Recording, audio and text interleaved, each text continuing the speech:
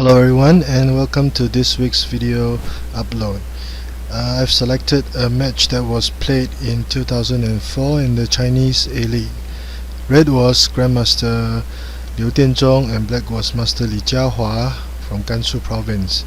The commentaries of the book of the match were provided by Grandmaster Zhao Xinxin in his book A Decade of Battles in the A-League. I chose this board because of the very unorthodox opening move by Red, something that you seldom see, and I think I have less than 10 games with such an opening in my collection. So without further ado, after reading the introduction at the beginning of the video, we shall see how the match went. So as promised, the Grandmaster started with the edge horse opening, which is very rare, even rarer than perhaps the edge pawn opening. It is an unorthodox opening, and usually Red's formation would become the 5-7 cannons, the single horse defense, or some other less commonly seen formation. And a Grandmaster or a very experienced player will sometimes start with such an opening so that he can avoid any traps that black might have prepared for the match. And as the lines would usually become very out of the book very soon, so it will be a test of pure skill. So the Grandmaster started with the edge horse opening, and in reply, black countered with p7 plus 1. The reason for this is because since Red has developed his left horse as an edge horse, the probability of developing the right horse as a proper horse would be very high. It would not be probable for Red to develop both horses as edge horses, or the central file will be very weak. And some might argue that Red could continue development of his formation with e3 plus 5 followed by h2 plus 4 for the elephant eye horse. Now this formation is very probable, but usually it will be a very slow paced game, and the Grandmaster was known for his fiery attacks in the board. So after much consideration, black's Master Jiahua chose to push his 7th pawn forward and adopted a wait and see approach to the match to see what the Grandmaster had prepared. So the Grandmaster continued with c8 equals to 7. Now playing c8 equals to 7 would be okay, as the left chariot will now become developed as a foul chariot. Playing c8 equals to 5 at this point would not be so ideal because of the edge horse, as Red's formation will become rather weak and the central file will become a major cause of concern. So after seeing that Red had played c8 equals to 7, black countered with h2 plus 1 for an edge horse of his own. This was a method of this was to prevent himself from developing the horse as a proper horse, where the cannon would become directly threatening. So in reply, black developed his horse as an edge horse also. So the match continued, and Red finally chose to use the 5-7 cannons formation. For those who know a little bit about Xiangqi in China, Grandmaster Liu Dianzhong, one of his nicknames is the principal of the school of 5-7 cannons. So perhaps Master Jiahua had predicted that Grandmaster Liu Dianzhong would eventually play the 5-7 cannons. So this was played in preparation. And to protect the central pawn, h8 plus 7 was played. And Red continued with h2 plus 3, and black chose to develop both chariots as foul chariots. Now, one of the main motives of this move was to discourage red from playing r1 equals to 2. If red did continue with r1 equals to 2, black would be prepared to play c8 plus 4 for the left cannon blockade, and red's right flank would become congested and lack development. So because of this, the Grandmaster chose to play r8 plus 4, also adopting a wait and see attitude to the match. With r8 plus 4, red will be also prepared to trade pawns and develop his right horse. And at this time, r8 plus 4 will be superior to r8 plus 6, because if the red chariot were at this intersection, there would not be many good lines for further development, as the pawn would now be protected by black's edge horse right at the beginning.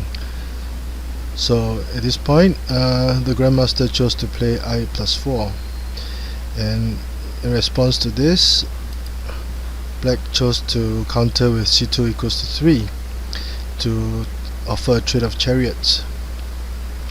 So since red had already made one move, if he traded chariots, it would not be an ideal situation, as he would lose tempo. So at this point, the efficiency of black's edge horse could be appreciated. So if black had played h2 plus 3 for the proper horse in the beginning, if black wanted to offer a trade of chariots, black would have to play c2 equals to 1, and after trading chariots, red will continue with p9 plus 1 to develop his left edge horse. And if the edge horse were allowed to be developed after trading chariots, black's right flank will become very weak and a major cause of concern for black.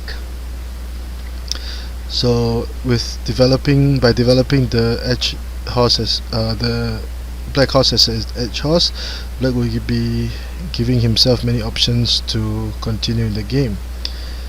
And at this point, after much consideration, the Grandmaster chose not to trade chariots, but to push p9 plus 1 so that he could protect his chariot on the riverbank.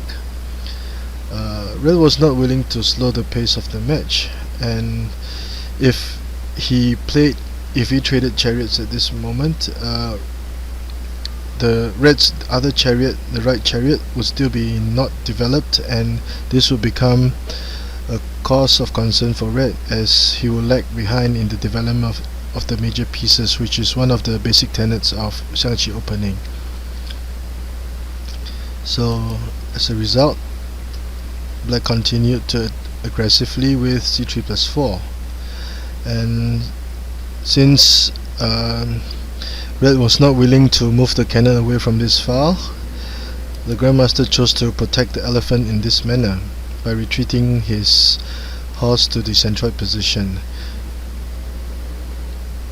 and black chose to trade chariots. And at this point in time, red chose to develop his chariot in this manner. Although it would seem awkward, it would be one of the better choices at this point in time. So black continued to apply pressure with c8 plus 4, so targeting the central pawn, and red threatened to capture the black cannon and also protect the central pawn in this manner. Black responded with c3 minus 2, and in continuation, the Grandmaster chose to develop his chariot in this manner with r1 equals to 4. Now there are several advantages to doing so. One of them would be that the chariot would be providing some protection for the horse when it moves on later on, and although black would have lost some tempo in doing so, he will be compensated with the left horse attacking. He will be compensated with the left horse that has been attacking now. So Grandmaster Zhao Xinxin, it was interesting to know that Grandmaster Zhao Xinxin said that perhaps instead of developing the chariot in such an aggressive manner, perhaps R1 equals to 2 would have been a consideration. So Grandmaster Li Jiahua continued with a cross riverbank chariot, and the Grandmaster sacrificed his pawn as planned. This was already part of his plans when he developed R1 equals to 4. Black chose to accept the sacrifice, and at this point Black Red chose to advance his chariot in this manner. Black defended and solidified his central file, and Red continued to move his cannon to the 8th file. As can be seen in this situation, Red was in attacking mode, although he had sustained some losses in the process. The key point for this situation would be if Black were able to slow down Red's attack, the awkward positioning of the red pieces will become evident, and Black would be able to command a huge advantage as the game went on. Now, h7 plus 6 was a brave attempt by the master to try to make things complicated on the board, so that chances to win or chances to gain advantage on material will appear. However, Grandmaster Zhao Xinxin said in his book that at this point in time, perhaps Black could have considered p5 plus 1, because after p5 plus 1 the red horse would not have any good intersections to move to, and it would become very a very big problem for Red to continue with. So instead of p5 plus 1, Black advanced his horse to the riverbank, and since Black gave Red a chance to advance his horse, Red did so immediately.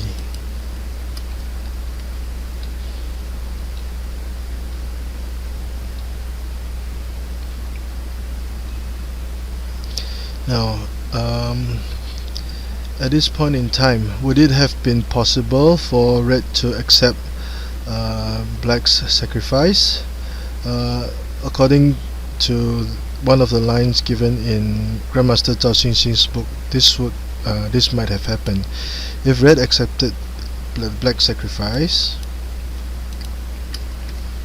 the Black chariot would now be able to command a very important file, and Black would be prepared to play k5 equals to 4 for the iron board checkmate or smothered checkmate. So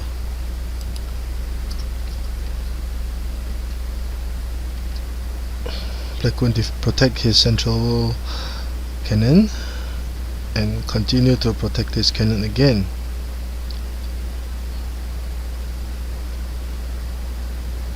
And despite all his efforts, Red was still unable to get rid of Black's central cannon at this point. So in this situation that Grandmaster Zhao gave in his book, Black would not only have managed to slow down Red's attack, he would also have gained quite a big advantage in this situation. So that was the reason why the Grandmaster did not accept the sacrifice by Black and chose to play c8 equals to 6 instead. So the match went on with Black moving p5 plus 1 to protect his horse. Elbow horse check,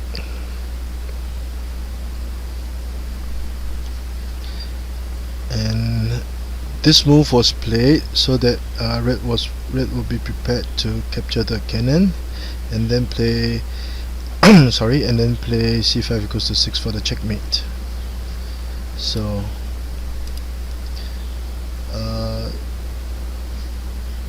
how did the master reply? He replied with r8 equals to 7 to threaten the red horse. So if red did make this move, he would capture the elbow horse and thus save his king. However, according to Grandmaster Zhao Xinxin, he could have considered playing c5 minus 1 instead. So if c5 plus 1 were played,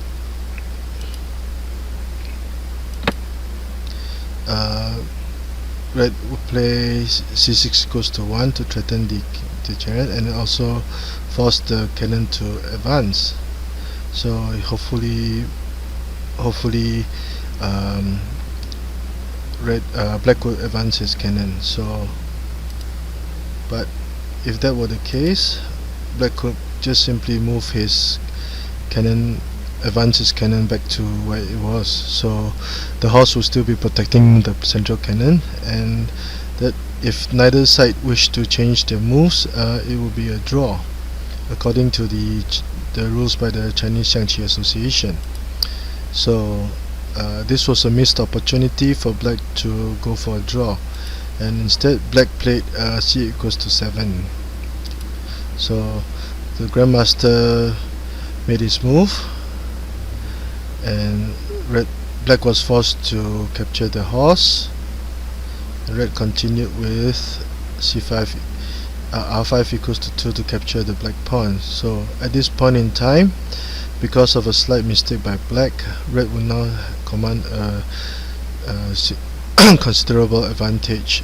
The red's attack along the central file would be very powerful. So black will continue with r6 equal plus 8 in the match, hoping to continue with r8 h8 plus 6 for the elbow horse checkmate.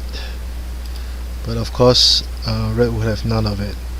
So it was at this point in time, red managed to free his centroid horse, and this centroid horse will now become a major threat, as it could become a cannon mount where red would use the red cannon to leverage the movement of the red horse. Now at this point in time, black was afraid of a possible h7 plus 6, so black chose to play c3 plus 2. Although it would seem to be sound theory wise, but it was a blunder. After simplifying the situation, black became careless, and one of the strategies behind this move by black was that he wished to continue with h8 plus 6 to attack. However, black failed to appreciate the fragility of his own defense. So at this point in time, it would have been better for black to play k4 equals to 5 to move his king to safety. So it will not matter if red attacked in this manner. Black will still go for and threaten with a checkmate with h8 h6 plus 4. So if after moving his king to safety and black chose to defend, black will still attack in this manner, and black could try to trade chariots, and it will still be an even situation. So this, in post-mortem analysis by Grandmaster Zhao Xinxin, r3 plus 2 was a blunder that would result in the loss of that will result in the final loss for black.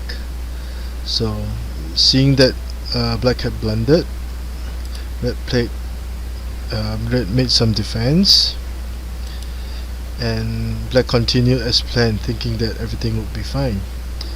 So a6 plus 5 would seem to be the natural thing to do, but if we were to analyze the board even deeper, one would be very worried about black's predicament. So when black finally understood the gravity of the situation, it was too late. So although black was in deep trouble,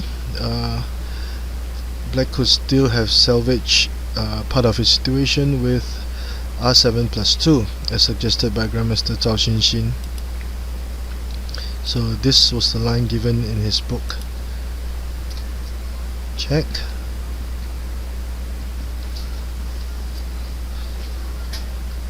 This was a brilliant waiting move that would place black in zugzwang. And at this point in time, black cannot play r7 equals to 5 to fortify his central file. Instead, h6 plus 6 should be played, and this would force red to retreat his cannon, and red will now be prepared to play either f6 minus 2 for a fork to gain material, or c6 equals to 7, threatening to checkmate and thus capture the black cannon. So if we were to retreat the move by one ply, and if black chose to defend his central file as mentioned before,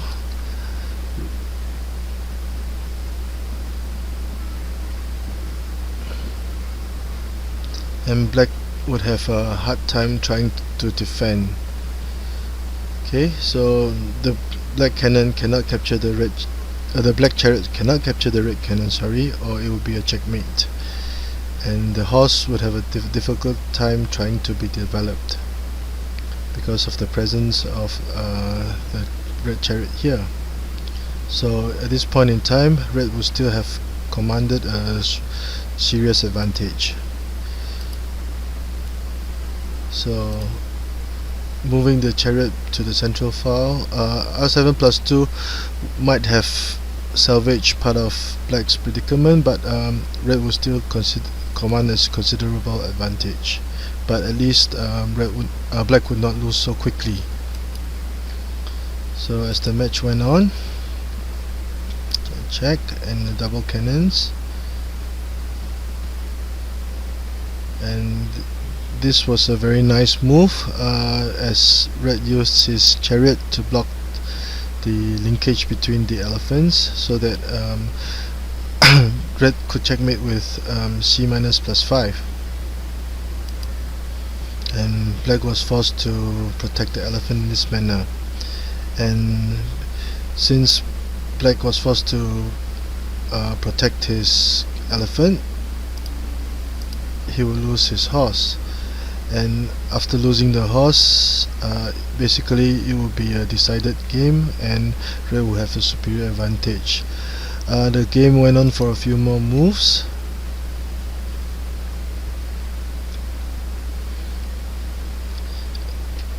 and black tried a last ditch attempt to attack and gain some material, but it was at this time the Grandmaster made his final move, a4 plus 5. It was a very brilliant move by red. So in this situation, if black chose to capture the red horse, red would simply counter with k5 equals to 6 and prepared to go for the checkmate with c minus plus 5. So red would have protected his horse in this manner, and since black had already lost a piece, black decided to resign. So this will bring us to the end of this short video. I hope you have enjoyed it, but do go through a few more times to understand simple strategies, or the strategies behind the Grandmaster's play.